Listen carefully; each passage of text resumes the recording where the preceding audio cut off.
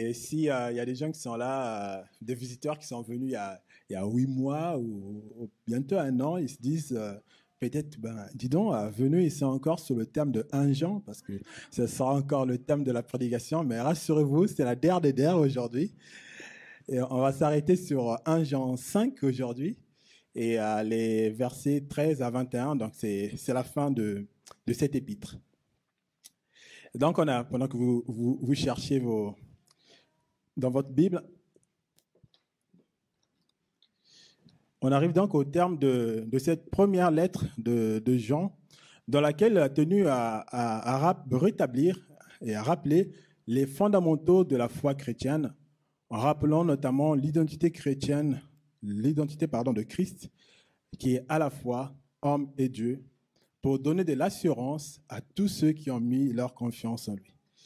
Et vous serez d'accord que l'assurance, bon, pour les jeunes, pour l'instant, peut-être vous n'en entendez pas parler. L'assurance,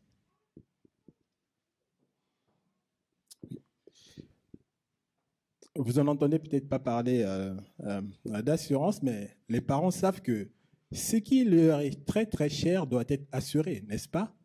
La voiture, la maison, quoi d'autre? Oui, responsabilité civile, ben ça c'est au cas où on commettrait des dégâts contre quelqu'un. Au moins on est assuré pour que ce soit l'assurance qui paye à notre place. Et l'assurance de la vie, est-ce que quelqu'un a déjà payé pour avoir une assurance de la vie? Assurance vie, oui. Mais assurance, assurer sa vie, pour conserver sa vie pour toujours. Non, en effet, hein, ça dans notre monde, on n'a pas encore trouvé. Mais en Christ, en tout cas, on l'a. Et c'était vraiment le thème de la lettre de 1 Jean, c'est de rappeler et de donner cette assurance à ceux qui avaient mis leur confiance en Jésus-Christ, qu'ils avaient la vie éternelle. Et aujourd'hui, donc, on va s'arrêter sur les chapitres 5, les versets 13 à 21, où l'on va voir qu'il faut rejeter le péché et placer sa foi en Jésus-Christ. Je lis dans la version second 21, merci.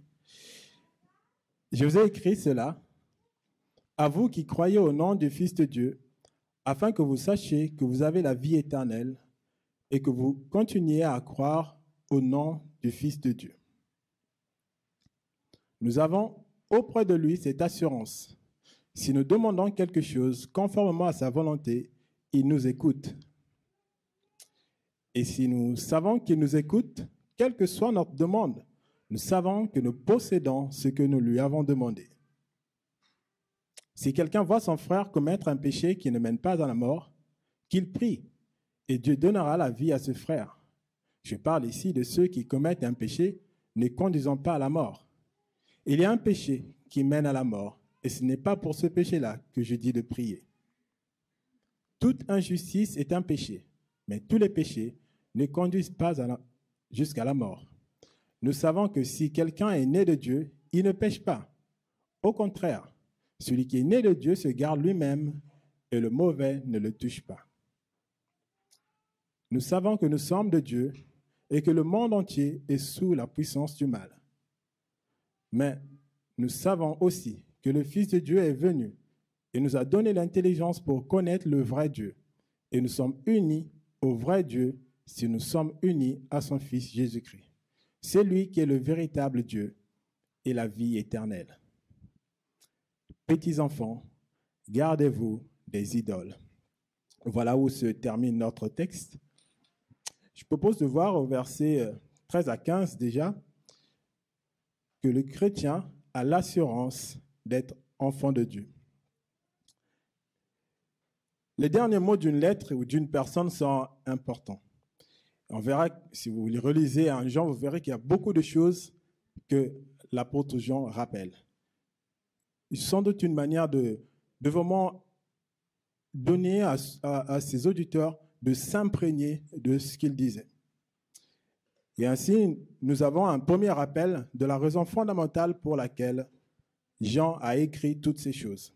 Au verset 13, il dit « Afin que vous sachiez que vous avez la vie éternelle, vous qui croyez au nom du Fils de Dieu. » Alors j'ai envie de vous dire, vous avez la vie éternelle. Vous avez la vie éternelle si vous croyez au nom de Jésus-Christ. Quel privilège! Et moi, je vois des feux d'artifice, en tout cas qui est dans ma tête, quand je pense à ça, que j'ai la vie éternelle parce que je crois en Jésus-Christ. Alors, les enfants apprennent souvent les phrases négatives et on peut également, du coup, dire une phrase négative en lien avec ce que je viens de dire. Vous n'avez pas la vie éternelle si vous ne croyez pas au nom de Jésus. C'est peut-être difficile à entendre, mais c'est vrai. Ce que Jean a enseigné, et c'est ce que nous dit aussi la Bible, c'est que la vie éternelle s'acquiert au nom de Jésus. Alors si je dis, vous n'avez pas la vie éternelle si vous ne croyez pas au nom de Jésus, ce n'est que la stricte vérité de ce que dit la Bible. Mais il n'est pas trop tard, il est encore possible d'accéder aujourd'hui à cette vie que Dieu donne. Alors, peut-être je poserai la question à ceux qui n'ont pas encore mis leur confiance en Jésus. Quels sont les obstacles qui vous empêchent de croire en Jésus, comme il est révélé par la Bible et encore dans la lettre à 1 Jean? En tout cas, nous sommes disponibles, les responsables de l'Église, pour en discuter avec vous, pour mieux comprendre également l'Évangile, parce que c'est capital. C'est le seul moyen de pouvoir avoir une assurance vie, une assurance de la vie éternelle. Une vie bien différente de ce que nous connaissons ici. Une vie sans peine, ni larmes, et surtout sans péché. C'est le rêve, mais qui est réalité aujourd'hui.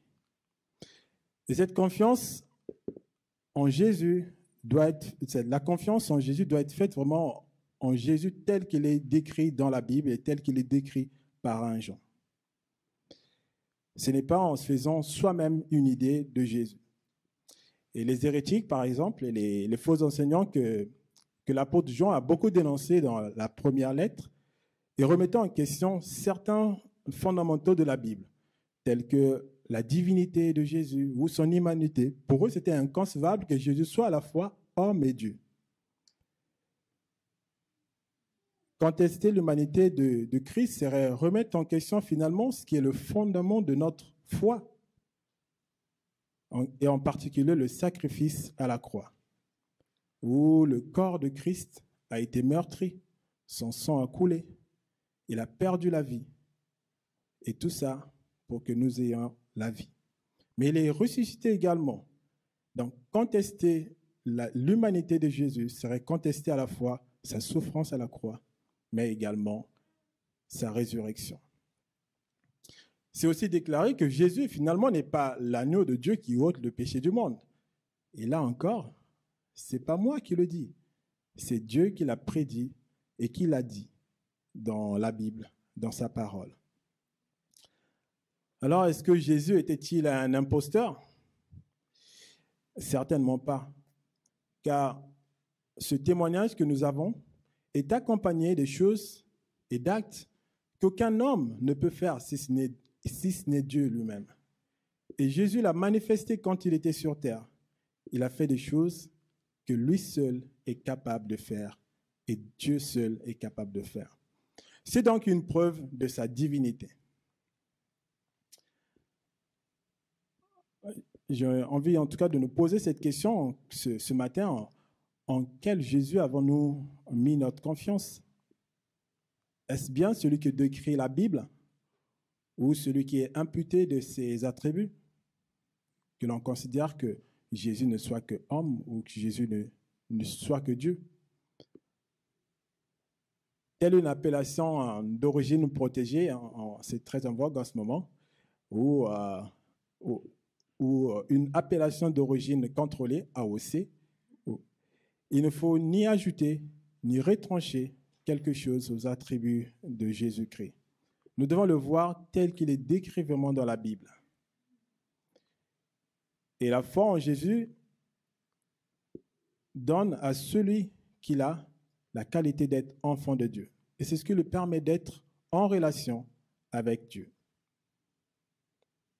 C'est Jésus qui est décrit dans la Bible, qui est monté au ciel et assis à la droite de Dieu, le Père, et qui intercède pour nous, pour tous ceux qui ont mis leur confiance en lui.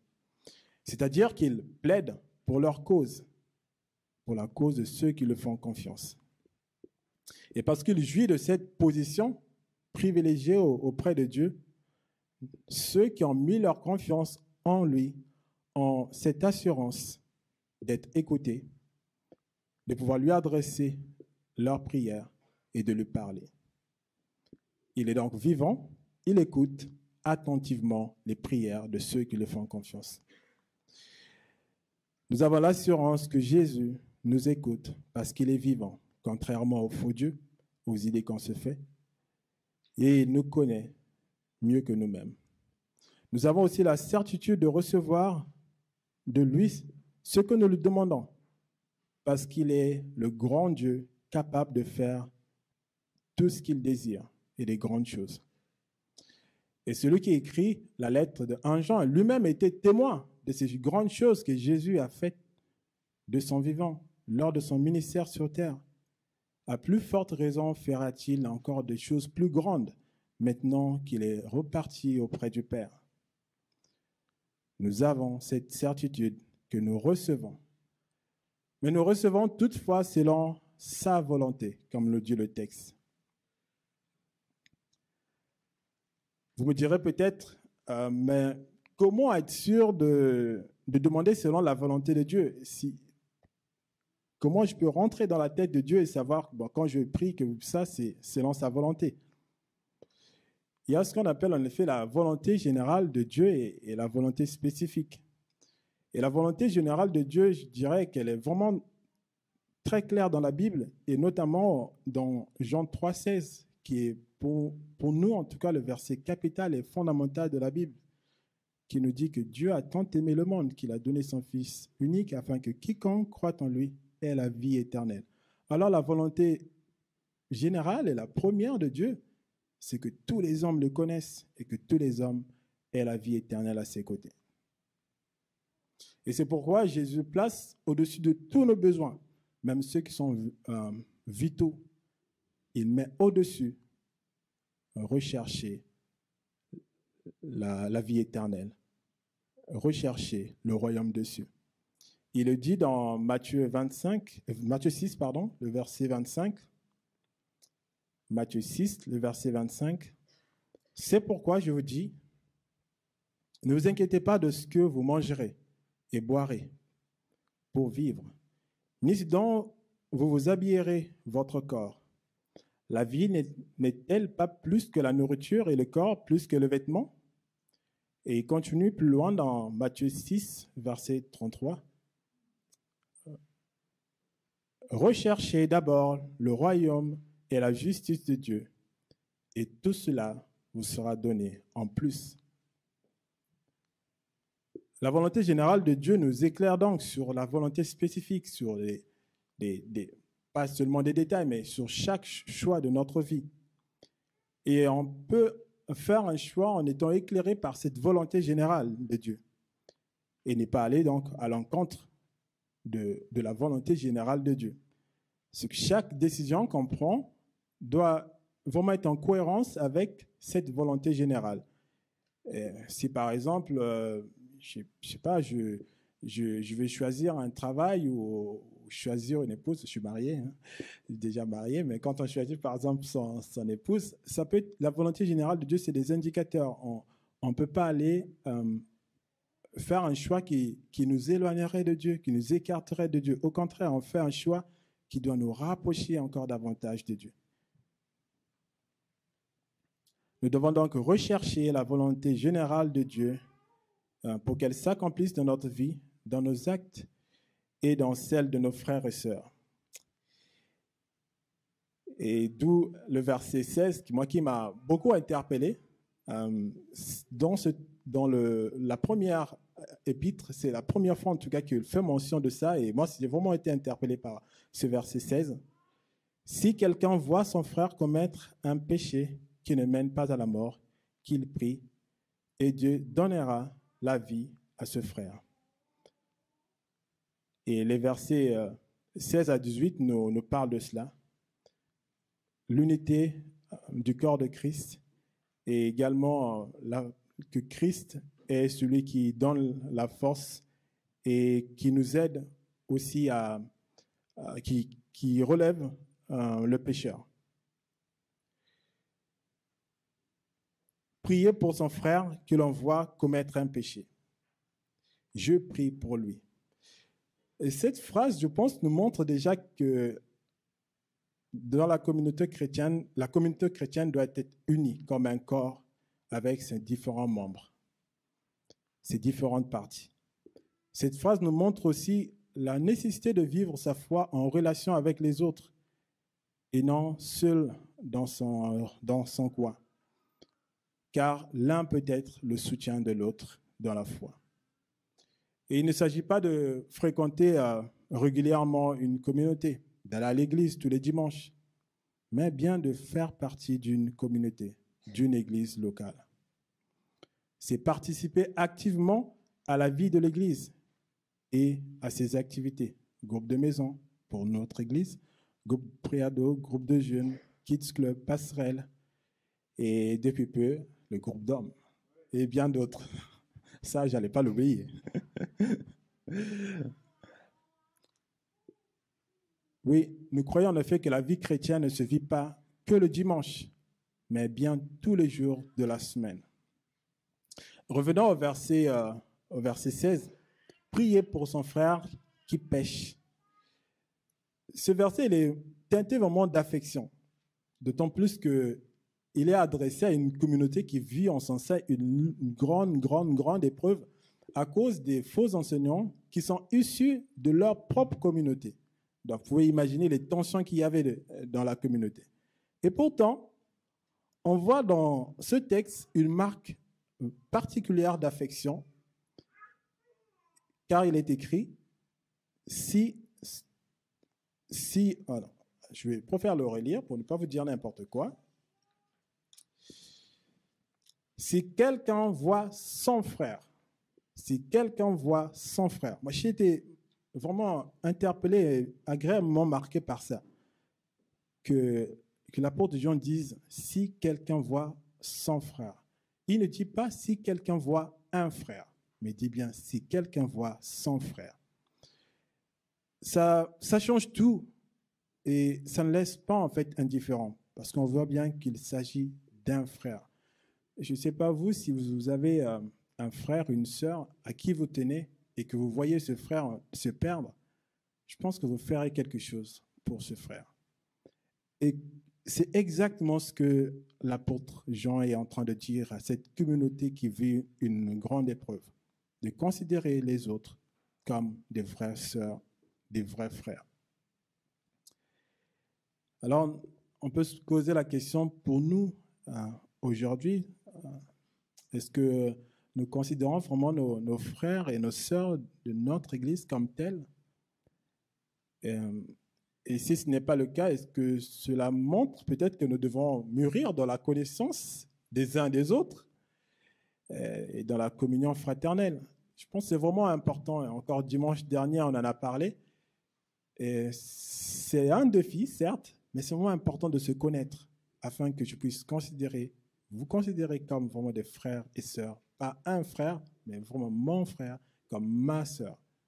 Et moi, le premier, en tout cas, je dois relever ce défi et de prendre le temps de se connaître. Certes, c'est un défi de consacrer, de passer du temps avec les autres, mais c'est uniquement en se connaissant que nous pouvons rendre concret la prière de Jésus, qui est dans Jean 17, les versets 21,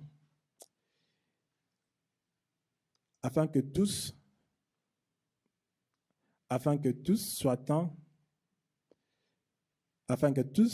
un comme toi, Père, tu es en moi, et comme je suis en toi, afin qu'eux aussi soient un en nous, pour que le monde croie que tu m'as envoyé. Bon, c'est pas grave. Je répète, afin que tous soient un comme toi, Père, tu es en moi, et comme je suis en toi, afin qu'eux aussi soient un, et en nous, pour que le monde croie que tu m'as envoyé. Christ veut que ses disciples soient solidairement unis. Christ veut que nous soyons unis. Et pour cela, nous devons bâtir des relations de confiance et nous devons nous connaître. Mais nous sommes parfois prompts à critiquer, prompts à dénoncer un comportement, une faute.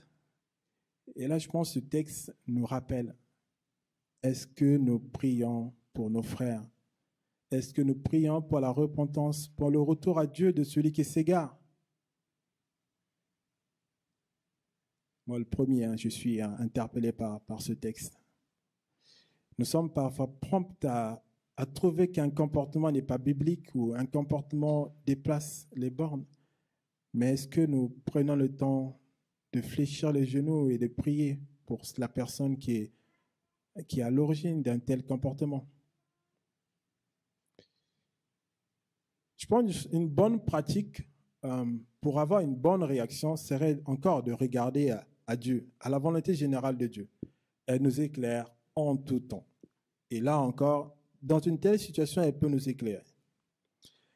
Et je dirais, Dieu veut que tous les hommes soient sauvés, et ça on l'a déjà dit. Même celui qui pêche en ce moment est parmi nous. Et la deuxième chose, c'est que Dieu veut que nous aimions notre prochain comme nous-mêmes. Alors, qui de nous n'aimerait pas de l'aide s'il est dans le besoin? Je pense que nous tous, nous lèverons la main pour qu'on nous aide. Ou encore, si on ne se rend pas compte, qui de nous n'aurait pas besoin de quelqu'un, enfin, qui de nous ne prendrait pas plaisir si quelqu'un vient lui ouvrir les yeux pour qu'il comprenne et qu'il ne fasse pas l'erreur qu'il voulait faire? Je pense que moi, je suis preneur en tout cas de ça. Imaginez qu'un jour, vous êtes en voiture et que là, votre GPS vous dit « tournez à gauche ». Et sans vous en rendre compte, en fait, la signalisation a changé depuis. Il y a un panneau sens interdit qui est là, vous ne le voyez pas. Et vous vous apprêtez à vous engouffrer dans la rue quand quelqu'un frappe à votre porte, vous vous dites « en fait, regarde le panneau, un sens interdit ». Je pense que vous serez soulagé en fait que cette personne ait été là parce que je crois que c'est 4 points, le sens interdit. Je pense que ça vous soulagerait en fait. Et quand même vous serez engagé dans la voie, vous ferez demi-tour parce que quelqu'un vous aura averti que vous prenez un sens interdit. Et finalement, c'est pareil aussi probablement pour l'Église. Si on voit un frère, une sœur qui est en train de se perdre, et qui est sur une mauvaise passe, frappons aussi à sa fenêtre et disons-lui avec amour, en fait, tu es en train de prendre un sens interdit. Et nous avons l'assurance, ce que dit ce texte, que Dieu écoute notre prière et Dieu y répondra. Parce que c'est sa volonté que tous les hommes soient sauvés.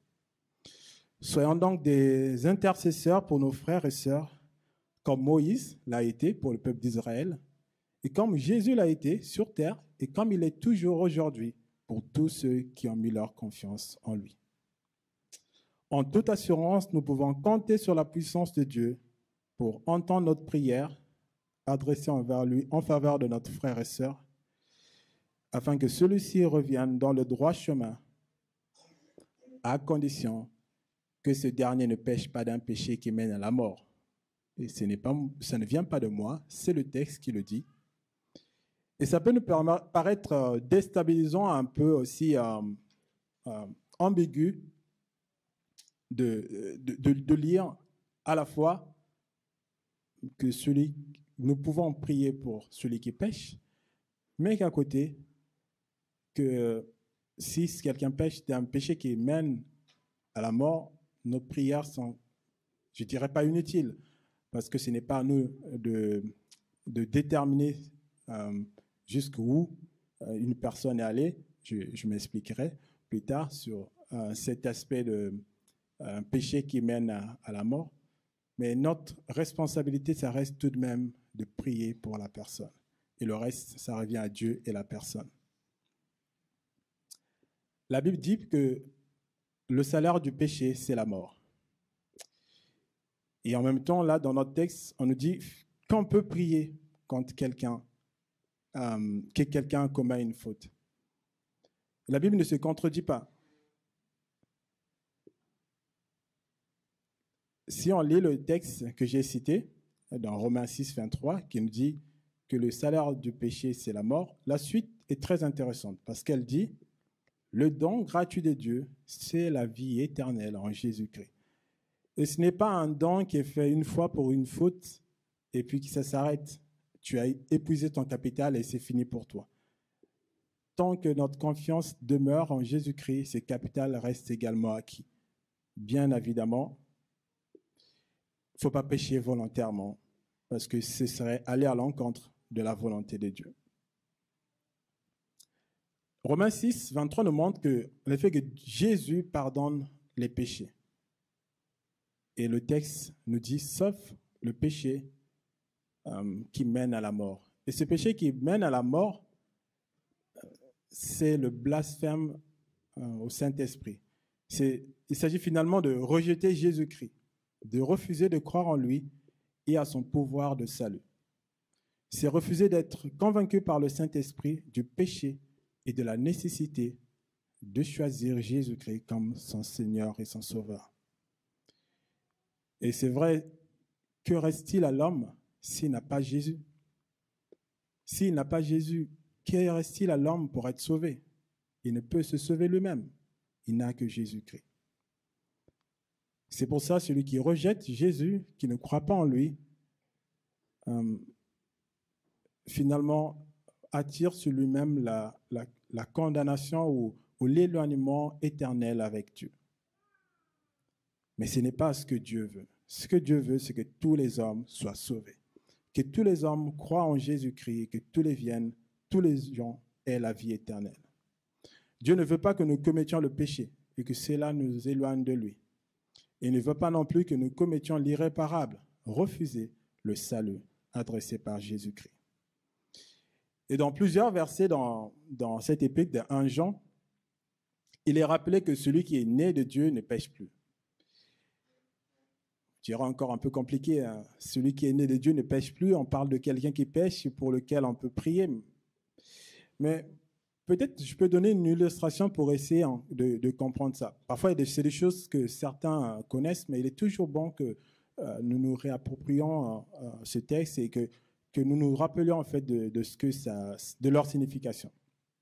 Alors, comme illustration, Camille Henri Pala, il vous l'aurait dit, moi je ne suis pas un grand joueur de foot, mais celui qui pratique occasionnellement le foot, par exemple, est-ce qu'il peut se proclamer comme footballeur, à votre avis? Ah non, certainement pas. Il suffirait juste qu'on fasse un test pour qu'on se rende compte que c'est un amateur. Et c'est un peu le cas pour moi, je suis amateur. Et c'est peut-être aussi pareil finalement pour le péché. Celui qui est pécheur, c'est celui qui se plaît dans sa faute et qui persiste. Il n'a pas de sauveur et il ne fait pas attention, il ne considère pas le péché comme quelque chose de mauvais pour lui et qui est interdit par son maître, par son Dieu.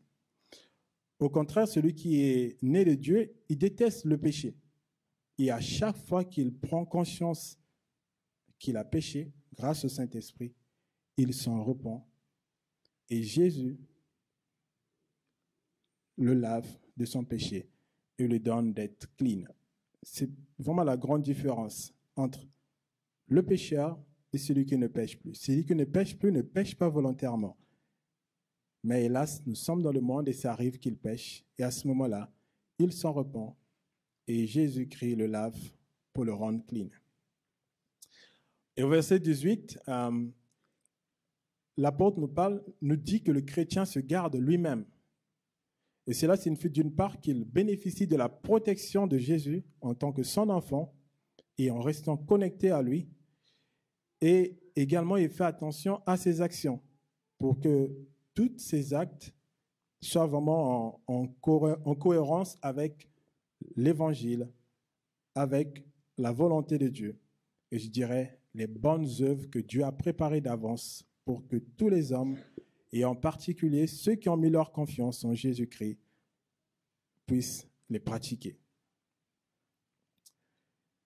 Le malin ou le diable, et en grec diabolos, ce qui signifie celui qui divise, qui désunit, ou encore le trompeur, le calomniateur, n'a qu'une seule intention.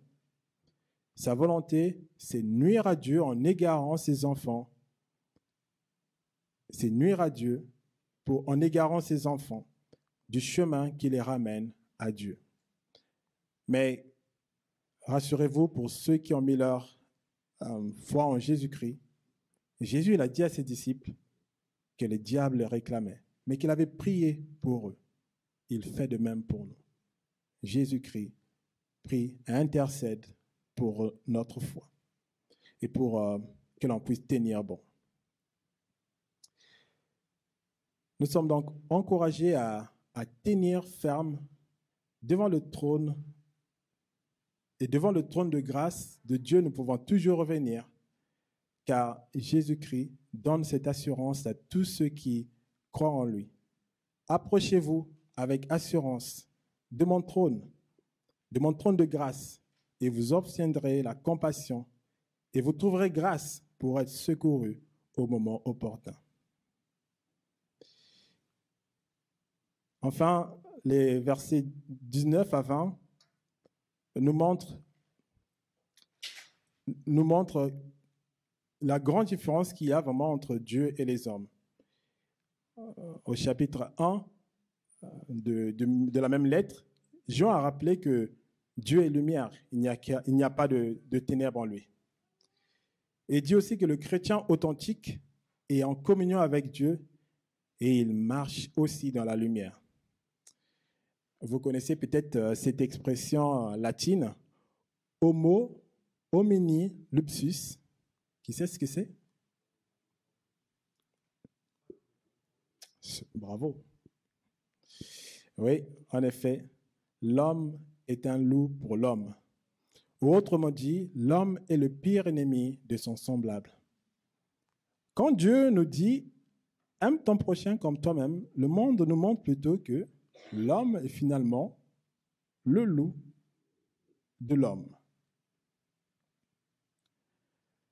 Bien entendu, une fois de plus, c'est l'ennemi de Dieu, le diable, qui tire les ficelles pour que le monde soit à l'opposé de ce que Dieu attend.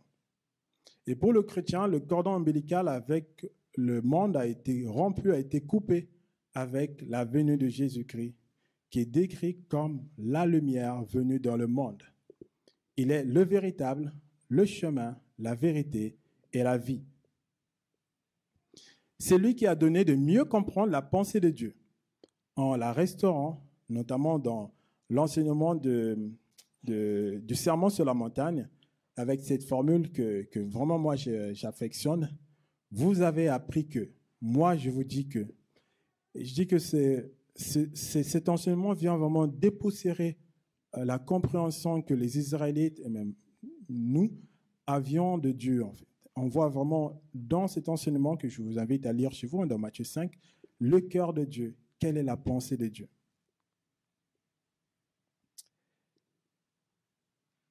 Ainsi, on peut dire que Jésus est celui qui nous aide à mieux comprendre les Saintes Écritures, à mieux comprendre la parole de Dieu. Alors, si vous lisez la Bible et que vous ne la comprenez pas, vous pouvez adresser une prière à Jésus pour qu'il puisse vous ouvrir les yeux et comprendre son enseignement. Et vous pouvez également solliciter un frère, une sœur, les responsables de l'Église. Et ensemble, nous pourrons découvrir la beauté de l'Évangile, la beauté de l'Écriture, pour mieux la connaître et également mieux la mettre en pratique dans notre vie. Et la lettre se termine avec ces mots affectueux. Petits enfants, gardez-vous des idoles. Je trouvais cette expression que je trouvais intéressante sur les idoles. En caricaturant, on peut se dire qu'une idole, c'est une petite statuette, quelque chose qu'on sait fabriquer. Mais l'expression, elle dit qu'on a guère à se défendre des idoles de pierre, quelque chose qu'on sait fabriquer. Mais combien il y en a dans notre cœur auxquels nous ne sommes que trop attachés. Tout ce que nous aimons contre la loi de Dieu est l'idole que nous adorons. Tout ce que nous aimons contre la loi de Dieu est l'idole que nous adorons. où nous cherchons notre bonheur, c'est là qu'est notre Dieu. Où nous cherchons notre bonheur, c'est là qu'est notre Dieu. Alors, on peut se poser soi-même la question alors, qu'est-ce qui fait vraiment mon bonheur? Qu'est-ce que je recherche par-dessus tout? En quoi je mets ma confiance? Comment je passe mon temps? À qui j'accorde le plus mon temps? Est-ce à Dieu, à autre chose? Et chaque fois que quelque chose prend la place de Dieu dans notre cœur, ça devient une idole. Parce que ça nous détourne, ça nous éloigne de Dieu. Mais ce texte me montre également, surtout en tenant compte de la situation de la communauté à laquelle cet enseignement a été adressé, ça nous montre que nous devons également faire attention à l'enseignement que nous pouvons faire de la parole de Dieu. S'attacher à la parole véritable, fidèle de Dieu. Ne pas finalement la tordre, ne pas y en faire nos propres convictions et les promulguer ou les enseigner à d'autres personnes. Ce que l'on doit enseigner aux autres, ce que l'on doit partager aux autres, ça doit rester vraiment fidèle à la parole. Sinon, nous risquons de créer des idoles dans la tête des autres. Et leur conception de Dieu sera erronée. On revient encore à ces chrétiens qui subissaient cette épreuve. Quand les hérétiques leur disent Jésus n'est pas homme ou Jésus n'est pas Dieu, tout de suite, la conception et ce qui bâtit la foi chrétienne est déstabilisé parce que Jésus est Dieu et Jésus était homme sur terre. Et ça ne vient pas de nous les hommes, ça vient de la Bible. Alors, je pense qu'en toute humilité, chaque fois que nous sommes devant un texte que nous ne maîtrisons pas ou peut-être quelque chose qu'on ne sait pas bien expliquer, soyons propres peut-être à ne pas parler trop vite et quitte à même à diriger quelqu'un vers quelqu'un de plus expérimenté ou quelqu'un qui a fait vraiment des études bibliques pour s'assurer que cette personne ait une parole fiable et non une parole qui sortirait de notre bouche et qui ne serait pas certaine. Une hérésie peut pousser les autres à avoir une conception erronée de Dieu en le réduisant également à un Dieu pourvoyeur de biens matériels seulement, en lui disant « si tu fais ceci, Dieu te bénira ». Et nulle part dans la Bible, c'est un fait établi que celui qui prie, qui met sa confiance en Dieu, bénéficiera des richesses de ce monde. Il y a des cas spécifiques, certes, mais ce n'est pas fondamental. On ne peut pas en faire un principe. Il faut que nous présentons le Dieu véritable tel qu'il est, dans son entière personne, et en nous rappelant encore de sa volonté générale, qui est que tous les hommes accèdent à la vie éternelle en croyant en son Fils Jésus-Christ. Alors pour finir, comme de bons parents, je dis bien comme des bons parents veulent assurer l'avenir de leurs enfants, Dieu veut aussi assurer le nôtre, le vôtre, mon avenir, votre avenir. Et c'est déjà acquis. C'est acquis en Jésus-Christ. Il n'y a plus de suspense. On ne va pas se demander est-ce qu'il va devenir ingénieur, est-ce qu'il va mal tourner. C'est déjà acquis en Jésus-Christ. Jésus-Christ nous garantit un avenir éternel. Il ne reste plus qu'à saisir cet avenir en mettant notre confiance en Jésus-Christ et en rejetant le péché. Ainsi, nous pourrons naviguer dans ce monde en toute paix, malgré les tempêtes, les vents contraires. Jésus sera notre voile pour nous aider à grandir en maturité et notre ancre pour tenir ferme dans la foi en lui, en parole, mais aussi en acte. Je terminerai juste avec ces deux versets de 1 Jean, pendant que l'équipe de louange nous rejoint.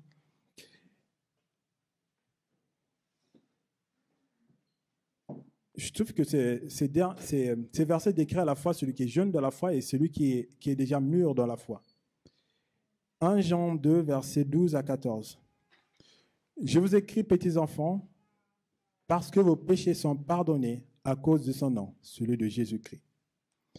Je vous écris, Père, parce que vous connaissez celui qui est dès le commencement. Je vous écris, jeunes gens, parce que vous avez vaincu le mauvais. Je vous écris, petits enfants, parce que vous connaissez le Père. Je vous écris, Père, parce que vous connaissez celui qui est dès le commencement. Je vous ai écrit, jeunes gens, parce que vous êtes forts, que la parole de Dieu demeure en vous et que vous avez vaincu le mauvais. Tout ça est adressé à ceux qui ont mis leur confiance en Jésus-Christ. Que Jésus soit notre ancre et notre voile pour tenir bon et pour lui rendre gloire. Prions.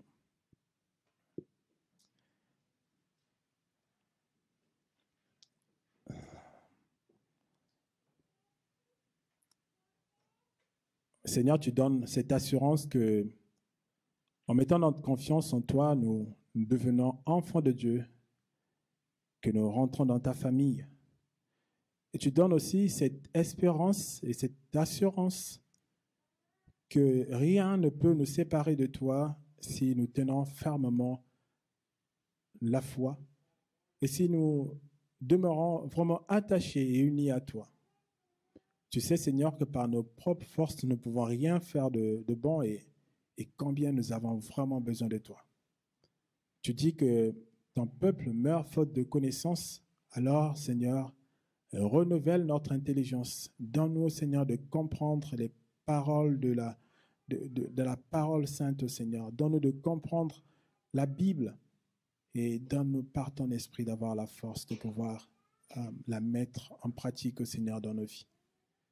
Tu veux qu'en Église, au Seigneur, nous soyons unis, que nous soyons un, pour qu'ensemble nous puissions nous encourager, pour qu'ensemble nous puissions nous édifier, pour qu'ensemble nous puissions nous exhorter.